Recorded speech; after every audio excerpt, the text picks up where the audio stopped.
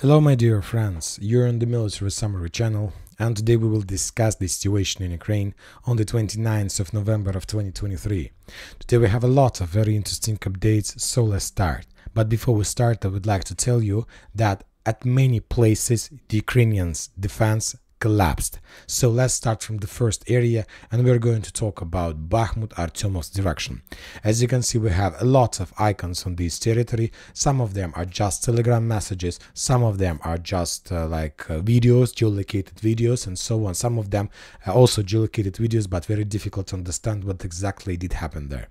For example, on these scenes you can see the Russian offensive operation from Berkhovka or Berkhovka water reservoir in direction of the tree lines and the railways that are located on the east of Bogdanovka.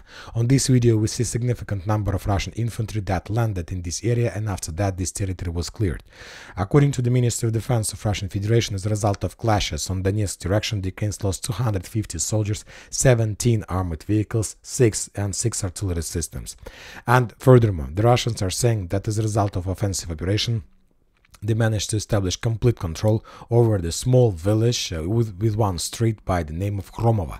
The Russians call this territory Artyomovskaya. So this is Bakhmut on Ukraine, in Russian Artyomovsk. In Ukraine, this is the village by the name of Kromova. In Russian, this is the village by the name of Artyomovskaya. So the Russians established control over this territory. We have a lot of updates, and before I start making the video, some Russian sources reported that as a result of clashes, the Russians managed to establish control not just over the village, as we see on different maps, but also the Russians managed to improve their positions further to the northwest in direction of the railways, in direction of Bogdanovka. So according to some unconfirmed sources and confirmed information, the Russians established control over this territory as well. So according to them, this territory is also in Russian control. This is the southern development. Furthermore, right before start making this video, another sources reported that as a result of clashes, the Russians managed to improve their positions in the stronghold by the name of Pitomets. So this area was also captured by the Russians. Let's update the map let's add icons and polygons according to update we have. So this territory, according to some sources, is also under Russian control. But when talking about Pitomnik, this area, we haven't received even a single geolocation of that. The only video we have is how the Russians were bombing and attacking the Ukrainian positions, temporary stronghold positions on the eastern part of Bogdanovka. The Russians were bombing this territory with artillery rounds, as you can see, and we may think that this is probably the beginning of the artillery preparation before further steps of the Russian army. And as you can see, there was a bombardment, and on the video you might see in the final scenes the building. So this is obviously the beginning of Bogdanovka. So according to information we have, the Russians have collapsed the Ukrainians' defense belt in this area, and now the Russians are trying to develop their offensive operation in three directions. First, along the railways in direction of the canal. The second attack from Berkhovka on the northern part of Berkhovka, on the northwestern part of Berkhovka water reservoir in direction of Bogdanovka, and the third direction of attack is from Artyomovsk, Bakhmut in direction of along this main supply road that Ukrainians were using to support their forces in Bakhmut during the Bakhmut assault operation. Of course, from one side we see that Ukrainians' defense collapsed, but from the other side we need to understand that the Ukrainians basically took a decision to withdraw their positions in the vicinity or along the railways in Kromova, because these two footholds were located in the lowland, and it was very difficult for the Ukrainians to defend these territories. And basically the Ukrainians retreated towards the hills, and they want to establish their defense along this line, because this area is on the hill, and the difference between the Russian positions and the Ukrainians might be up to 60-50 meters when talking about the difference in the heights of the positions. So the Ukrainians try to establish control or along more reliable positions from one side, but the question is that these actions, these maneuvers from the Ukrainian side might not help them. So we'll see. Obviously during the next days the Russians will try to improve their positions, will try to attack further, and they will test, the most important, the Russians will test the Ukrainian defense belt, and the Russians will make a series of reconnaissance and force and combat, trying to understand whether the Ukrainians are able to hold this white cloud. When talking about southern direction, we haven't received even a single geolocated video from this area from the Russian side. The only geolocations we got were from the Ukrainian side. On this video, we see the Ukrainians attempt to attack or to slow down the Russian movements with FPV drones. Few tanks were damaged, few tanks were destroyed, few supply cars, supply machines were destroyed also in these villages like Zaitsevo, Kadema, Veselaya, Dalila, and Alina in this area. So nothing special, just regular routine, while the main Russian forces tried to advance on the northern direction. Now we are moving to the final Donetsk foothold to Avdiivka. As we discussed, the level of losses 250 soldiers. And as you can see, according to this map, we got a lot of geolocations, a lot of updates. But before we start, I would like to discuss with you one important thing. I would like to discuss with you the geolocation and disposition of Ukrainian forces. This is very important. This is very important because you will understand, for example, when talking about this or that brigade, you will understand what kind of territory the Russians or the Ukrainians are talking about. So basically, we can split Avdiivka area into 4 areas, and we will split according to the core defense brigade. There are 4 core defense brigade in Avdiivka, and every single brigade is responsible for its territory. First area we're going to talk about is the northern direction, and this is the territory between Krasnogorovka, railways, and the villages like Очеретино, Keramik, and Novokalinovo. And this area is under the responsibility of 31st Mechanized Brigade and probably of 22nd Mechanized Brigade. The second area we are going to talk about is the area from Очеретино, this line. This area also includes Berdichi, Stepova, and the chemical plant. So this is the second area of responsibility, and this territory is under responsibility of 47th Mechanized Brigade.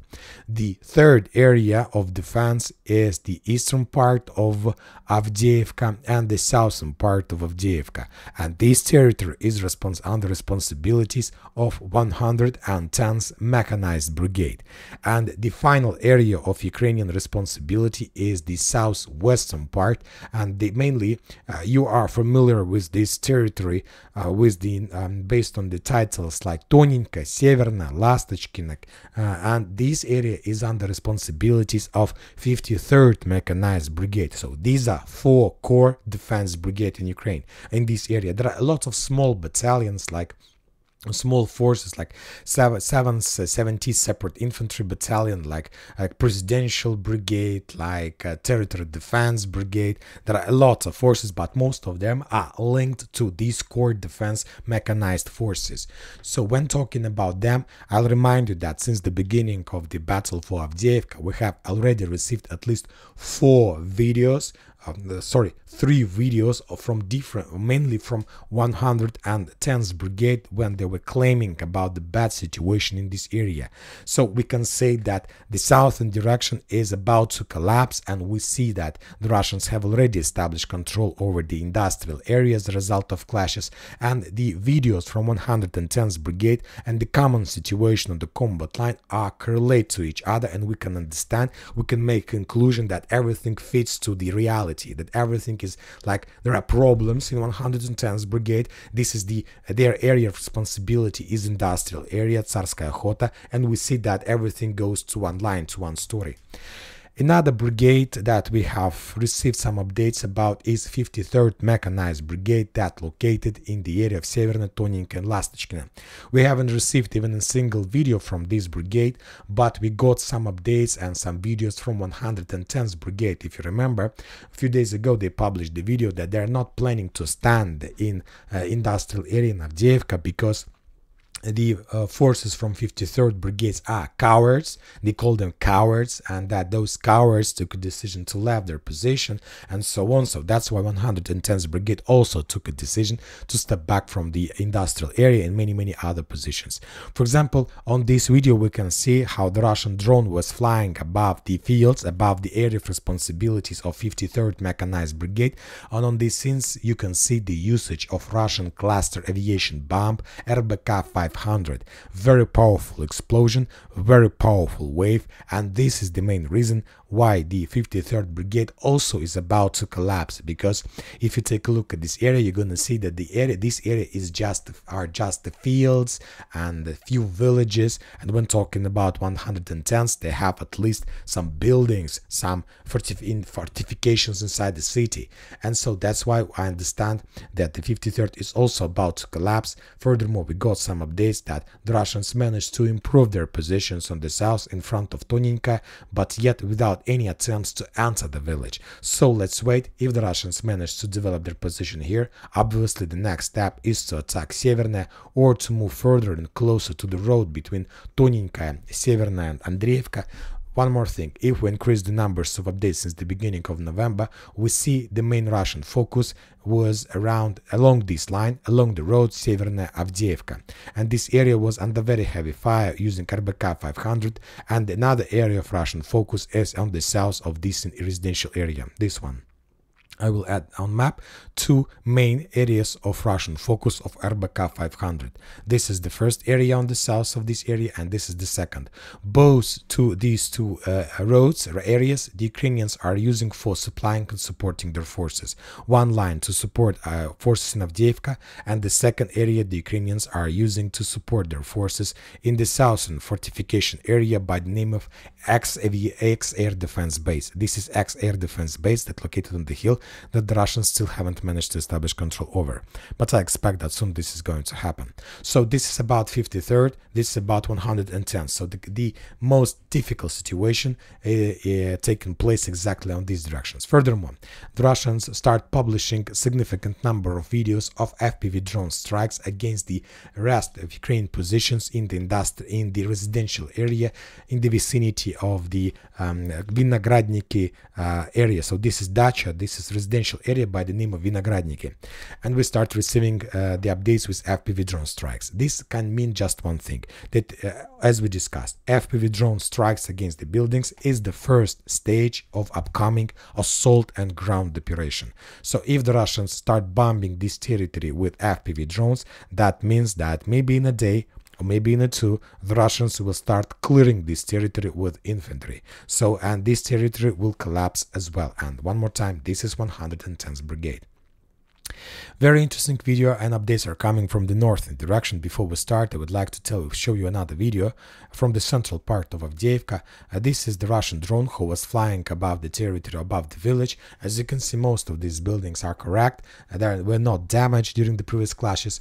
And what can you see on this scenes? You can see the Ukrainian soldiers who were moving from one building to another, and basically they were robbing the buildings, trying to evacuate, let's call it like this, as many things as possible, because they understand that soon they will leave this territory and all these things will become under Russian control. So this is basically a robbery of Ukrainian army of this territory. Maybe it's not robbery, maybe they're trying to collect the things from one building to another from the previous Ukrainian positions, but anyway, this is another evidence that Ukrainians are going to step back from this territory and they start like doing all these bad things. Now we are moving to the northern area, to the areas of responsibilities of 47th Mechanized Brigade and 31st Mechanized Brigade. When talking about 47th, as I understand, they are more or less successful in their defense. As we discussed, the Russians were forced to step back from the eastern part of Stepova due to the heavy losses and the very heavy fire, and now the Russians are trying to improve their positions along the railways. We have a lot of geolocations. The only thing I want to tell that the Russians are not planning to give up. They will continue offensive operation no matter the Ukrainian presence and no matter the Ukrainian forces. On this video, for example, we see another armored vehicle of Russian forces that was destroyed as a result of FPV drone strike. First of all, that means that the Russians know the Ukrainians were able to evacuate, which means that this part of the village is in the gray zone. But no matter the Russians left the Stepova, the Russians continue offensive operation, continue developments to the north along the railways, and we have the geolocated video of another Russian assault As a result of these clashes, the Russians managed to establish control over the tree lines along the railways and to capture a few more Ukrainian soldiers and so on. And the same story and the same thing the Russians are trying to develop to the south. Another video of FPV drone strikes against the Ukrainian positions on the south that the Russians are planning to start clearing very soon. We will not watch the video fully because there are a lot of casualties and losses and killed people, killed soldiers and so on. So it's not very good to search such a video for YouTube. No matter the situation, right before the evening, the Russians launched artillery preparation and they start bombing and shelling Berdych and Stepova heavily with multi-launch rocket systems, with aviation cluster rounds RBK 500. So obviously the upcoming night is going to be the most important because the Russians will make another attempt to storm these two villages, and there are high chances that these two villages and the Ukrainian defense in this area will collapse as well.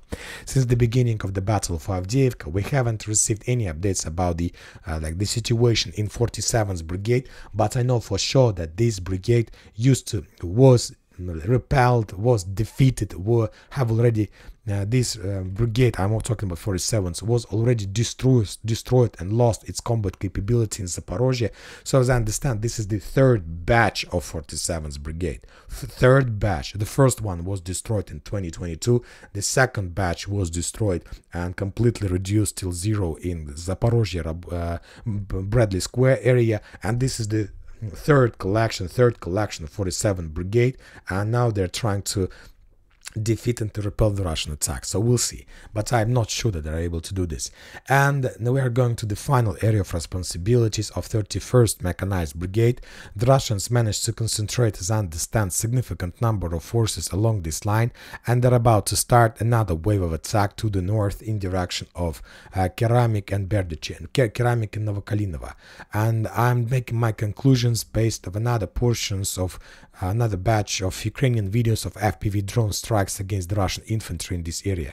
As you can see, significant number of Russian forces. If we increase the number of days, at least since the 19th of November, we will see the very heavy Ukrainian focus above this territory, which can mean just one thing: a lot of Russian soldiers along this line, and that they managed to concentrate the critical mass, and they're about to start, and so on. Furthermore, today some Russian sources reported that the Russians managed to improve their positions on the eastern flank of this Novokalinovo Keramik front line, and according to that update, as a result of clashes, the Russians managed to establish control over this territory. I will add it on map. So this area, there are very high chances that this territory is also under Russian control. So we see that Avdiivka might be not the primary target for the Russians. Maybe they want to attack in many directions and to see what the Ukrainians are going to do next. Now we are moving to the south Donetsk direction. We also have a lot of updates, but mainly not from Ugledar, Novomikhailivka. The Russians continued their offensive operation, very heavy clashes in direction of Staromayorsk. And we got another geolocated video from the Russian side, how they were moving along the trenches through lines in direction of Staromayorsk, and as a result of another attack, the Russians established control over a few more trenches and fortifications. The Russians are saying that as a result of clashes on the south Donetsk direction, the Ukrainians lost 160 soldiers and 5 armored vehicles. And as you remember, or if you don't remember, I'll remind you that since the beginning of the battle for Staromayorsk or Mokry Yale River, this is probably the third or fourth video in a row of Russian offensive and storming operation. The first two videos took place a few days ago. Let's increase the numbers of updates since the beginning of the week, and we see that the Russians first few days were moving along this line in direction of the road that connects Rovnopol and Staromayorsk, and basically the Russians established complete fire, even maybe physical control, and now the Ukrainians lost another support road. And today we got the video of the Russian movements along this line. So, and as we discussed in the previous video, the main target of the Russians is to establish control over this hill, because this is the final hill that located under Ukraine control. The hill is marked with this a blue circle. So if the Russians are able to take this circle, that means that Ukrainians will lose the hills that located, every single hill that located on the west from Staromayorska, and this will mean that the Ukrainians will be right in front of the Russians, and obviously they will no longer able to control this territory, and obviously the Ukrainians will be forced to step back under very heavy Russian fire. So this is the situation in South Donetsk direction. As you can see, the front line in this area also collapsed under the pressure of Russian forces. Now we are moving to the Bradley Square, and we got also significant number of updates, and most of them are coming from the area between Robotin and Novoprokopovka. If you remember, during the previous few days, the Ukrainians were trying to concentrate their forces on the north of Novoprokopovka. They sent significant number of armored vehicles, Leopards, BEMP, BTR, Bradley, Strikers, everything they had. They lost significant number of forces. They managed to concentrate maybe even a few hundreds of soldiers on the north of Novoprokopovka. The Ukrainians were about to start the offensive operation, but something went wrong, and first the Russians attacked and were storming the Ukrainians with FPV drones. Some groups of the forces that were about to start the storming of Russian position, other forces were attacked and bombed by the Russian multi-launch rocket systems, and as you can see, maybe even with, this is maybe Toss flamethrower system. It's very difficult to understand. I think this is multi-launch rocket system. And after a very heavy artillery preparation, the Russian infantry, the Russian forces from Novoprokopovka launched a storming operation to the north, and they managed to force the Ukrainians to step back. And we have the geolocated video of those clashes. These are the Russian soldiers who were moving from one trenches to another and who were clearing the positions from the Ukrainian forces. And as a result of those clashes, the Ukrainians were forced to step back. Some of the Ukrainians were captured and become prisoners of war, and so on. So these are real geolocated video. We see the weather, we see that these events took place these days. So obviously this is the very fresh video, and before the next video we will change the map and we will color at least this territory under the Russian control. That means that Ukrainian plans to capture Novoprokopovka were completely collapsed, and there are no chances for the Ukrainians. They need to start everything from the beginning.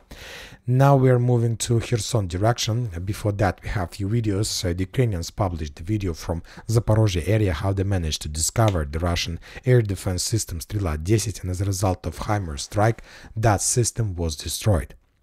When talking about Kherson direction, that was probably the craziest day, the madness. It was like the day of madness, complete madness for the Ukrainians, because just take a look at the number of FAB 500 strikes against the village. You know that when the weather got better, the Russians probably collected significant number of those bombs. I remember that a few days ago the Russian sources reported that they managed to complete the production of another batch of Su-34, another batch of Su-35, and probably those two batches were sent to Kherson because there was such a heavy pressure and bombardment of the village. We see that there are no correct building in this area. The Russians, as you can see, according to the geolocations, tried to concentrate their fire at one sector as close as possible to the bank of the river, to the shore that Ukrainians use for evacuation rotation purposes. We don't know the number of updates, number of losses of the Ukrainians as a result of these strikes, but the Russians are saying that 55 soldiers were killed or wounded on Kherson direction, 2 armored vehicles and 4 artillery systems. Anyway, we see that Ukrainians are about to collapse in this area as well. It's very difficult to survive under such a heavy fire, if you ask my opinion. The Ukrainians don't have chances to control and to save, because for the previous 2 or 3 weeks we stopped receiving any updates from the Ukrainian side or from the Russian side about any progress of the Ukrainians. The Ukrainians are stuck. They're in a trap. They can't evacuate because the Russians control the Dnipro River and the Kazachye-Lagersku Konku River. They control the boats and they don't give the Ukrainians possibilities to evacuate. The only thing these guys can do is to surrender. But I'm not sure whether they're able to want to do this or not. So let's see what is going to be next. Also, the Russians activated and intensified their activity on another Ukrainian bank, another Ukrainian bridgehead in the vicinity of Pridniprovska Pitstepne. Also, the Russians are using FAB 500, and this is another evidence, or maybe not FAB 500, maybe even something more. But anyway, we see the intensifying of the usage of very heavy weapon. So something is going to happen in this direction as well. When talking about Krynki, the Russians obviously are going to clear this territory. But when talking about Pridniprovska, I don't think that the Russians are going to do this because the distances are very big. Furthermore, the Ukrainians published also some videos from their side. On this video, the Ukrainians are showing us the scenes, how they managed to discover Russian radar maybe, or something like this, and as a result of HIMARS strike, that system was destroyed. So that was the second HIMARS strike during the previous 24 hours. Also, the Ukrainians published the video on how they managed to discover the Russian tank somewhere in the forest in the south of Krynki, and as a result of FPV drone strike, that tank was maybe damaged or destroyed. The Russians from their side published the video how they managed to discover another Ukrainian artillery system on the north of the Tyaginka, and as a result of Lancet strike, that artillery system was destroyed. So the Russians do have Lancet superiority in this area, and just for November we got maybe up to 10 or even more geolocations of destroyed Ukrainian forces. But no matter the fact that Ukrainians was defeated in Dnieper River, they still continue sending more and more infantry. And the most important, today the Ukrainians published the video of their military exercises on the river. They are trying to send a message to the Russians that no matter the losses, no matter the difficult situation, we continue our military exercises, and we are going to cross Dnieper River no matter that one armored vehicle got under the water during these exercises, maybe even a few soldiers went down as well.